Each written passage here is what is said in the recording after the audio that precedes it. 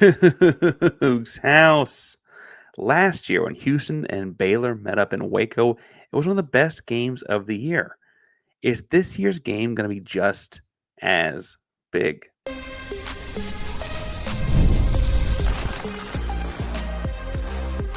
You are Locked On Cougs, your daily podcast on the Houston Cougars, part of the Locked On Podcast Network, your team every day. Welcome to Locked On Coogs, the daily podcast about your Houston Cougars. I'm your host, Houston-born teacher and coach Parker Ainsworth. And whether you're a Houston fan or just a hater who came to stop by, thank you for making Locked On Coogs your first listen of the day. Appreciate you making us your first listen each and every day. If you want to join the conversation, but you don't know what to say, tell us in the comments down below what the star of your Super Bowl spread was. Surprise at our house was that it was frozen pizza.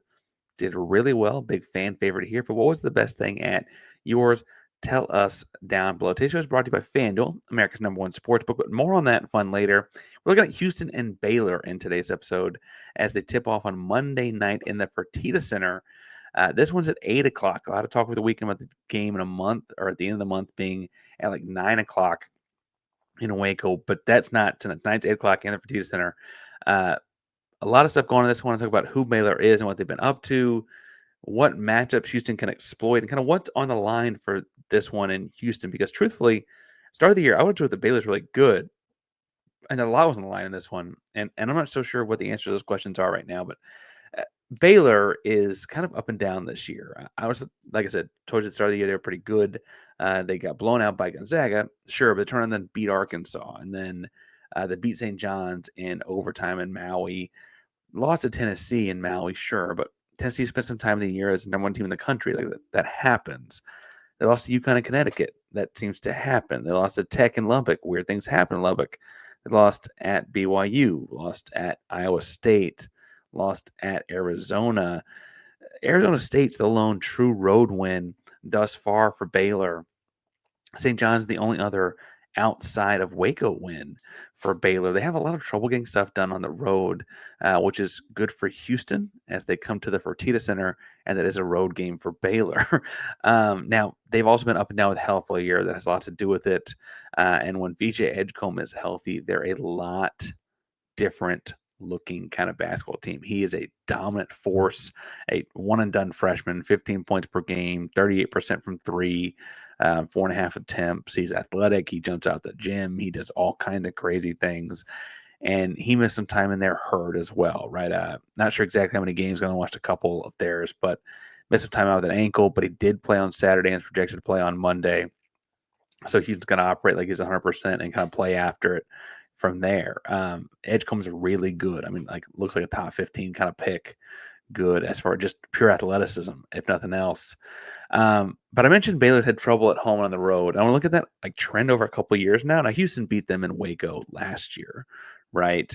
But 6 of their 8 losses this year have been on the road, and then another one was in a neutral spot. That's not great. Last year, 9 of their 11 losses were on the road. They were 9-9 away from Waco last year. The year before that, they were 8 of their 11 losses were on the road. They were 9-8 outside of Waco last year. At home this year, they had a gigantic comeback against Kansas. They outscored Kansas second half 60-30. They were down by like a bajillion points and came back and won that one.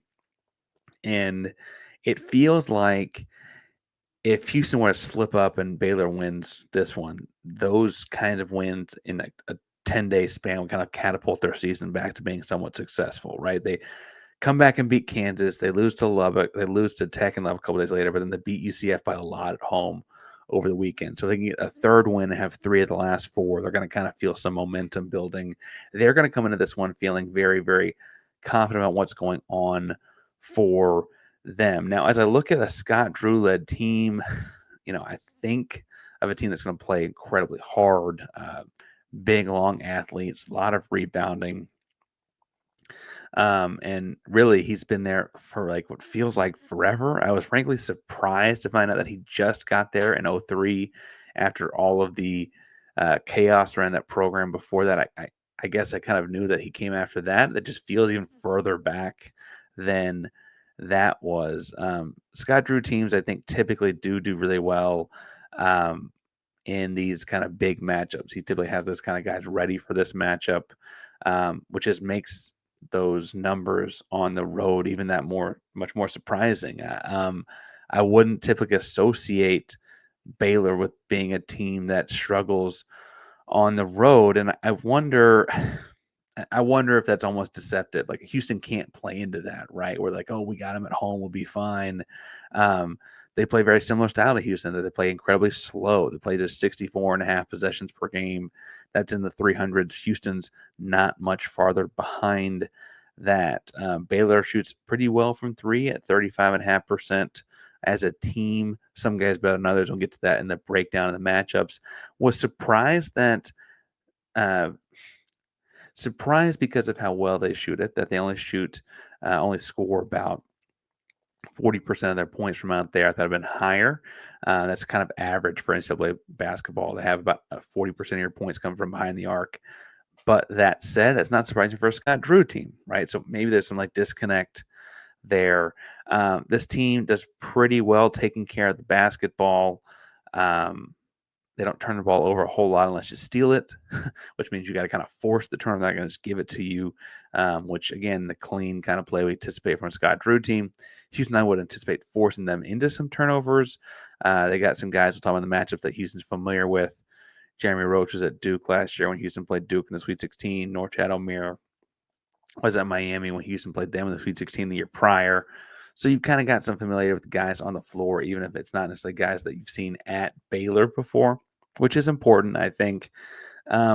Overall, though, I think one of the things that sticks out to me is the thing about this team that feels the least like a Scott Drew team is they don't, outside of Omier, they don't rebound the ball particularly well. I think it's going to be a big advantage for Houston in this one is they can find a way to box out Omier, which they didn't do very well in 2023 in this Sweet 16 game. I think they're going to be okay in that one and getting a few extra possessions out of the way. Now, that's to say that they don't do it relative to like a Scott Drew level team typically, right? That's not to say that they're like bad at it. It's just not that I typically associate Scott Drew teams with like being really clean and crisp on the glass. And this team has got some holes in it that I think Houston can exploit for sure. I can't tell by listening to me talk. I have a lot of respect for Scott Drew as a coach. I think he does a really good job. And he's built a program there in Waco. They won a national title. We know that and all that kinds of. But he's built a program spot, and it started off by getting a lot more out of the roster than it was sitting there, right? And he's kind of turned into something. And frankly, it's not unlike the trajectory Houston was on when they got Kelvin Sampson. Now he's been there a lot longer, so it's a little bit further along. But Houston kind of got a little fast forward over the last few years as well. So maybe the same kind of trajectory in the end where Houston gets the national championship because out of the Nets and gets to embarrass Baylor at some point along the way. I don't think that's going to happen Monday night, though. I think it's going to be a fun game. I think Houston is going to come out on top. Right now, Ken Palm has it as a Houston win by 11, 72-61, and FanDuel has Houston favored by 8.5 points. Hovering around that, just over under 10-point mark, I think is pretty clear cut that I think Houston gets a little bit of a bump from home court, but also is the better team. I want to talk about the matchups in a second, see where they're potentially getting that from. But before we get to any of that, I got to remind you that today's show is brought to you by FanDuel, America's #1 sportsbook. And right now, when the game tips off, the NBA action is just getting started. There's a big trade last week. You'll hear about that. There's no better place to get on the action than at FanDuel, America's #1 sportsbook. With FanDuel, you can place live bets throughout the game. So even if you miss the opening tip-off, you want to bet on a fourth quarter comeback, you can stay live on the action through the app. If you're looking at a bigger payout, you can even combine your bets, live bets included, into a same-game parlay. Right now, new FanDuel customers get $150 back in bonus bets if your first $5 bet hits. Just visit FanDuel.com to join today. That's FanDuel.com to get your shot at $150 back in bonus bets. Make every moment more with FanDuel, America's #1 sportsbook. Locked on Coogs here. Parker Ainsworth talking about Houston and Baylor getting after it on a Monday night, big Monday in college basketball. These two teams are somewhat familiar with each other in a coaching sense, but Baylor's got a lot of new faces on the floor this year, and so it's going to be interesting to look at what they roll out with. I think Houston can take advantage of some matchups across the board. They got some guys that Houston has had trouble with in the past at previous schools, but the guy that Houston's probably athletically going to have the most trouble with is a guy that everyone in America's had a lot of trouble with, and that is VJ Edgecombe. He's 6'5", he's a $180, explosive, plays above the rim, uses that size and explosive athleticism to rebound really well. He's getting 15.5 points per game. And really, I almost feel like that's kind of sells him short. I feel like he's the kind of guy that can get 25 if you need him to. You just got to feed him enough times, right? He's really, really hard to stop one-on-one. I think I've said in the opening, I think he's a first-round pick. I think he's like a top 15 kind of pick. I've asked some guys what they like about Terrence or JoJo on Houston's team, and all of those traits, not the JoJo's length necessarily, but a lot of the traits they like in Houston's guys, VJ Edgecombe has those, right? I will say, I think he's the Milos Uzan matchup from a size perspective. Milos has the frame to keep up with him. Also, I think there's something about putting Milos on the other team's best guard that seems to work well for Houston. They don't use VJ as the point guard a lot, but he is kind of the guy that's going to get to create a lot in important possessions, important times of the game, and that kind of stuff. So I think Milos gets him. I will say, though, that in all honesty, he's not the kind of guy that one guy stops on his own, right? The defensive coverages and things like that will be assigned based on where VJ is on the floor and who's got the ball and what their kind of action they're running him off of. He's really good, right? And so it's going to be that kind of full team effort to get him. But I think Miles gets him most often head up. I can see Arsenal and Malik both bothering him some as well. Arsenal's length probably gets to him a little bit when he's in the game. The other two guys in the backcourt are both listed at 6'1". That's Jeremy Roach and Robert Wright. Jeremy Roach was at Duke last year. Houston remembers him pretty well. I kind of feel like that's the LJ Cryer matchup to me. I know Jeremy Roach gave Houston 14 points, I want to say, last year. Once Jamal Shead went down. I want to say they're like almost all after Jamal Shead went down, if my memory serves me correctly. And so I might give people some pause on putting LJ Cryer out there. I think Cryer's a lot better defender this year. I also think that a big factor in this one will be rotating through guards for Houston. Cryer's not outsized Jeremy Roach at all.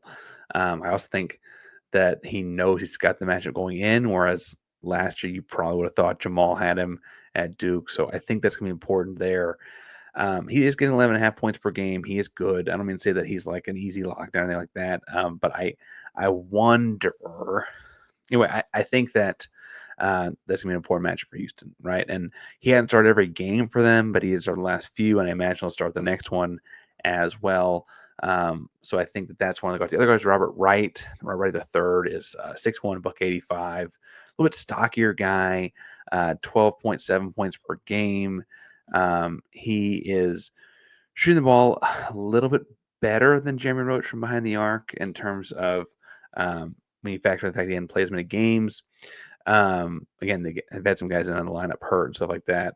I think that's my Emmanuel Sharp matchup, assuming Sharp still starts. This could all get thrown out of whack if Sharp plays but does not start. Sharp is supposed to play. Sounds like per media availability on Sunday.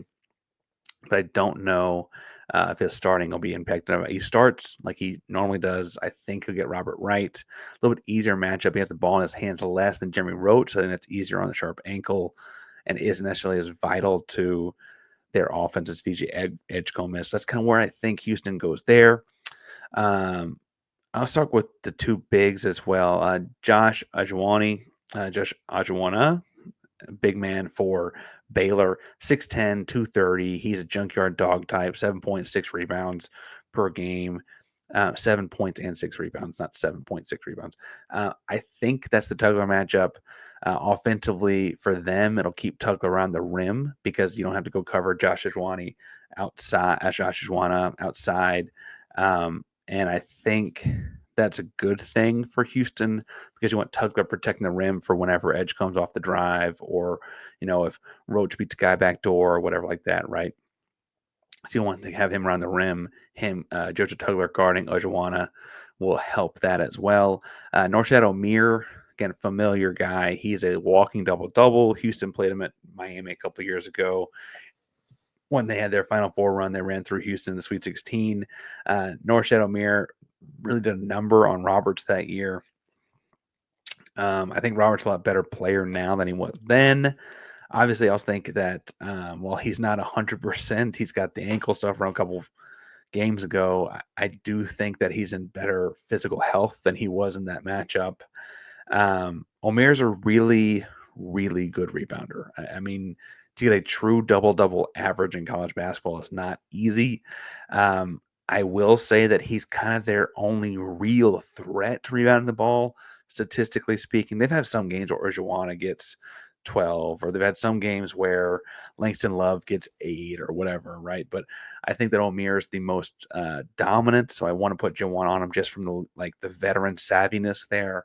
I could see Francis getting time on him. I could even see Arsenault getting time on him just from an athletic standpoint at 6'7".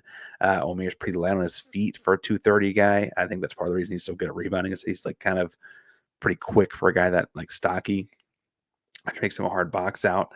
Off their bench, anyway, I think Houston wins that matchup too. Off their bench is where I think Houston gets the advantage because Manuel's back. Jaden Nunn has started a lot of games, but he hasn't started the last couple. He shoots good percentages, but he kind of gets streaky. And so, got to think of that home road split we've been talking about for Baylor, that Houston wins that one. Maybe. Jalen Callist, I can't pronounce that name. Celestine? I don't know. Jalen is a 6'6", 3-and-D guy for them. He very much is just those two things. I wouldn't be worried about it too terribly much. Langston Love is a good off-the-dribble guy for them. He off-the-dribble hits a lot of shots inside of 15 feet. I think he can hit open threes. His percentages are decent, but I'm looking at it, watching him live. Not watching him live, watching him like on YouTube and stuff. It doesn't look like he's looking to pull the trigger on a three unless he's really open. And once you close out, he kind of goes off the bounce, wants to do his stuff inside of 15 feet. I'm not worried about those guys. The big advantage for Houston to me here is they don't really have a good bench big in the way Houston's got Javier Francis, right? So you bring Malik Wilson off the bench, who's been playing great as of late. Terrence Arsenault, who's kind of your sixth starter functionally, comes in and plays a couple different forward spots and guard spots on the floor for you. But they don't have a guy like Javier that's a true rotational low post guy. They'd rather go with 4 out, 1 in. And when they go into their bench in a meaningful game, and now that Houston can't play with 4 guards, I think Houston's got an advantage to exploit there, where they can kind of get the paint points, get the rebounds, get the second chances, and all of that. Get those dagger threes from LJ that we know and love. And I think that that's going to be a big deal. Like the depth in this one, bringing Emmanuel Sharp back after a week off. I think that's going to be a big deal for Houston in this. Now, I say bring Emmanuel Sharp back. LJ Cryer's hand is hurt. It's like a right pinky finger. They actually hurt in Utah. And if you go back and look at the shooting percentages, that makes some sense. He hurt against Utah, and he played against Kansas with it. He shot poorly in both of those games.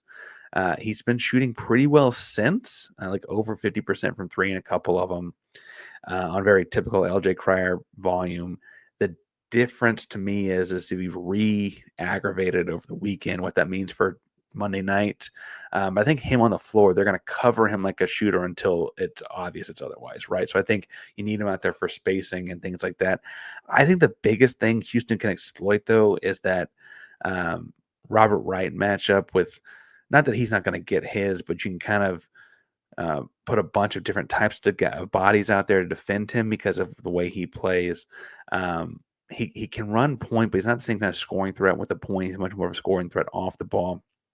And then I think the rotation of bigs is going to go Houston's way as well. So we'll see what that all adds up to in the course of the game. If you can't tell, I'm kind of gun shy. I'm making predictions after the last couple of blowouts. I predicted didn't turn out to be blowouts.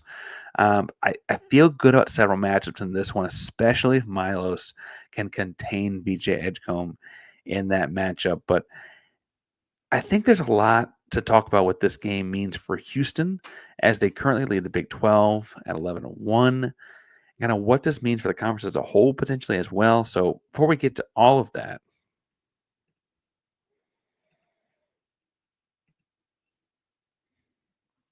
Locked on Cougs host Parker Ainsworth here breaking down Houston and Baylor. I want to take a moment to talk about what's this is on the line for Houston, what's at stake here for Houston as they play Baylor on a Monday night, because I mentioned in the wrap up of the Colorado game how Houston looks exhausted, and Houston's had a tough stretch of schedule from a scheduling dates perspective, and now they're moving to the second half of conference play for themselves, where schedule is a lot more challenging from an opponent's perspective. They're playing some of the top teams in the conference. They got to play Baylor twice. They got to host Kansas. They got to go to Arizona and Arizona State. A lot of stuff, right? A lot of stuff to get upset about. They got to go to Lubbock. And that's a tough stretch for anyone, but especially a team that's as beaten up as they've been with the first half of the schedule.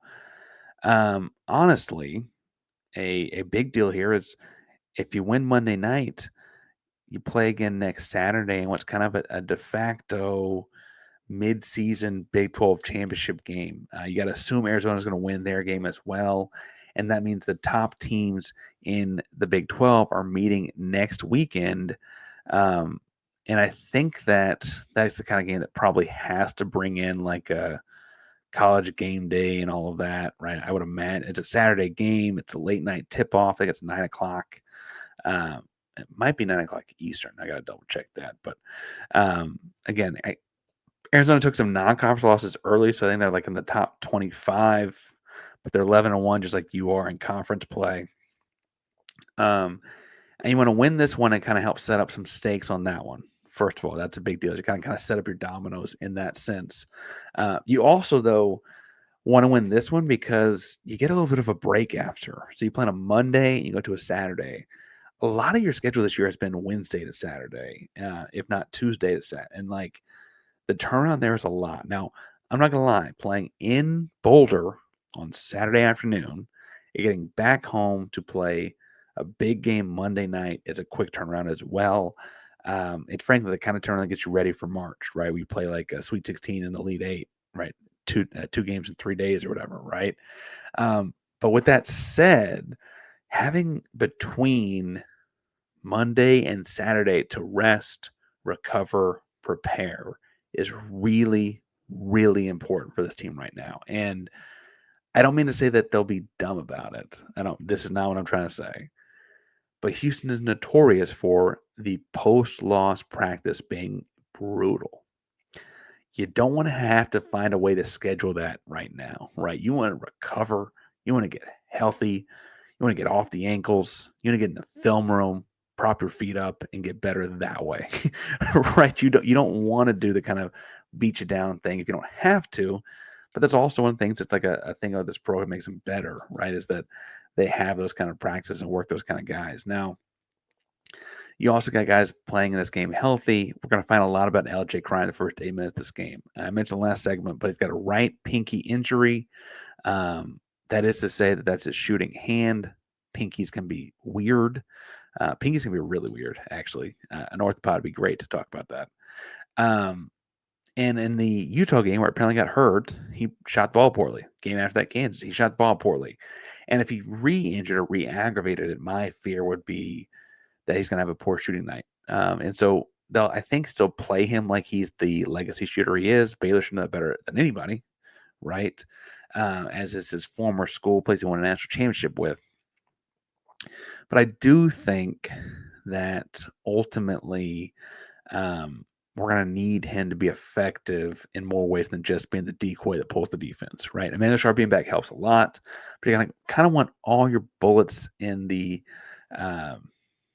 proverbial, I don't know, I was say in the chamber, but it's more than one. Anyway, I think that you're going to want everyone to suit up and ready to go. And I think that I worry that if he's shooting the ball poorly, we're not gonna have our best foot forward. Now, if Emmanuel's a week rested and healthy, he may come out and hit 5 threes and really take the top off the thing, right? I also talked about after Colorado, I think that Houston's got something with this idea of putting Terrence in the post. And frankly, Norchad O'Meara, while he's a lot stronger, like heavier than Terrence, Terrence can post that guy up in a different way from 15 feet away that I think Houston needs to look to exploit a little bit, right? So we'll see what kind of things they go with there.